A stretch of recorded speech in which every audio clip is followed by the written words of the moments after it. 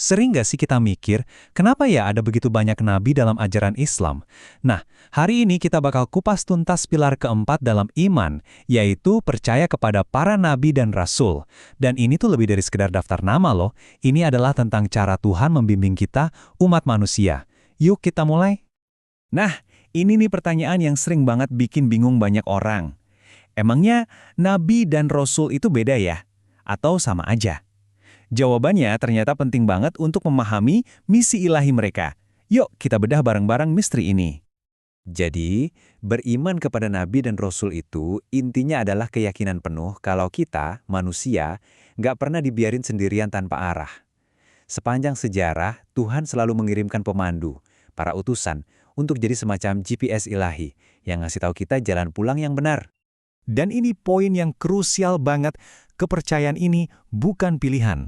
Ini adalah rukun iman yang keempat, salah satu pilar utama yang menopang seluruh bangunan iman seorang muslim. Jadi tanpa pilar ini, iman kita dianggap belum kokoh. Oke, kita mulai dari yang pertama, nabi. Coba bayangin seorang manusia pilihan yang menerima wahyu atau petunjuk dari Tuhan. Tapi petunjuk itu utamanya untuk dirinya sendiri, untuk menguatkan imannya dan jadi panduan hidupnya. Jadi misinya lebih bersifat personal. Nah, beda lagi nih sama Rasul. Seorang Rasul juga menerima wahyu yang sama, tapi ada satu tugas tambahan yang krusial banget. Misinya itu untuk publik. Dia diperintahkan secara khusus untuk menyampaikan pesan itu ke umatnya. Tanggung jawabnya jauh lebih luas. Biar gampang ingetnya, gini aja. Setiap rasul itu sudah pasti seorang nabi. Tapi nggak semua nabi itu rasul. Mirip kayak di perusahaan deh. Semua manajer kan karyawan, tapi nggak semua karyawan itu manajer. Seorang rasul punya tugas ekstra untuk memimpin dan menyampaikan pesan. Jelas ya bedanya? Dan kepercayaan ini tuh bukan cuma tradisi turun-temurun ya. Ini perintah langsung dari Al-Quran. Ayat ini jelas banget menegaskan kalau kita wajib percaya sama semua nabi yang diutus Tuhan, tanpa terkecuali, tanpa pilih-pilih. Sekarang kita ngomongin skala nih. Coba deh bayangin angkanya 124.000. Itulah perkiraan jumlah nabi yang pernah diutus ke seluruh penjuru bumi sepanjang sejarah. Ini nunjukin betapa luasnya rahmat Tuhan, memastikan nggak ada satu kaum pun yang dibiarkan tanpa bimbingan. Luar biasa kan? Nah, dari jumlah yang super banyak tadi, ada lagi nih kelompok yang lebih spesifik. 313 di antara mereka diangkat jadi rasul. Mereka ini kayak pasukan khususnya Tuhan yang ditugaskan membawa risalah baru atau memperbaiki ajaran sebelumnya untuk kaum mereka. Oke, dari ribuan nabi dan ratusan rasul itu, Al-Quran secara khusus nyebutin 25 nama. Kenapa cuma 25 yang wajib kita tahu? Karena kisah hidup, perjuangan, dan ajaran mereka inilah yang jadi inti dari pelajaran moral dan spiritual dalam Islam. Dan kalau kita lihat daftarnya, wah banyak nama yang pasti kita kenal. Ada Nabi Ibrahim yang dikenal sebagai Abraham, Nabi Musa atau Moses, Nabi Isa atau Yesus, dan pastinya Nabi terakhir, Nabi Muhammad. Ini bukti nyata kalau kita semua punya akar dan warisan kenabian yang sama. Oke, kita udah tahu nama-namanya.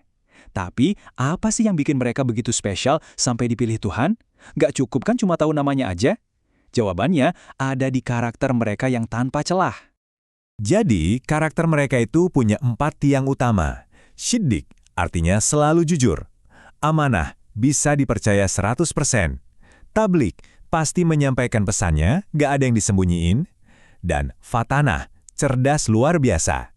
Sifat-sifat ini itu kebalikan total dari bohong, khianat, atau bodoh. Ini jaminan mutu, pesannya pasti asli dan tersampaikan dengan sempurna. Tapi, jangan salah ya, walaupun mereka sempurna karakternya, mereka bukan superhero atau dewa. Mereka itu 100% manusia. Mereka makan, tidur, menikah, bahkan merasa sakit. Iya sama persis kayak kita. Justru karena sisi kemanusiaan inilah, mereka bisa jadi panutan yang nyata dan bisa kita teladani, bukan cuma legenda yang jauh di sana. Jadi, kalau dirangkum, misi utama mereka itu apa aja sih? 1. Nyampein wahyu dari Allah apa adanya. 2. Ngajak kita kembali ke Tuhan. 3. Ngasih kabar baik buat yang taat dan peringatan buat yang ingkar. 4. Jadi contoh akhlak yang paling top. Dan kelima, jadi kompas moral bagi kita semua. Terus, apa gunanya kita tahu semua ini? Apa pentingnya buat hidup kita sekarang? Nah, ini bukan cuma sekedar pengetahuan, ini tuh semacam blueprint buat kita jadi pribadi yang lebih baik. Kita jadi punya pahlawan sejati untuk dicontoh, memotivasi kita untuk lebih jujur, sabar, dan dapat dipercaya. Pada akhirnya, ini memberi hidup kita arah dan tujuan yang jelas. Dan ini dia bagian terpentingnya. Percaya aja tuh nggak cukup kalau nggak ada aksinya. Gimana caranya kita menghidupkan keyakinan ini? Ya dengan coba jujur kayak mereka, walaupun susah. Dengan jadi orang yang bisa dipercaya di kerjaan atau dimanapun, dengan menunjukkan akhlak yang baik ke semua orang. Itulah esensi sebenarnya dari beriman kepada para nabi dan rasul. Nah, sekarang pertanyaannya kembali ke diri kita masing-masing. Dari semua sifat mulia para nabi tadi, kejujuran, amanah, kecerdasan, kesabaran, sifat mana nih yang mau kita coba praktikkan hari ini juga? Pilihannya ada di tangan kita.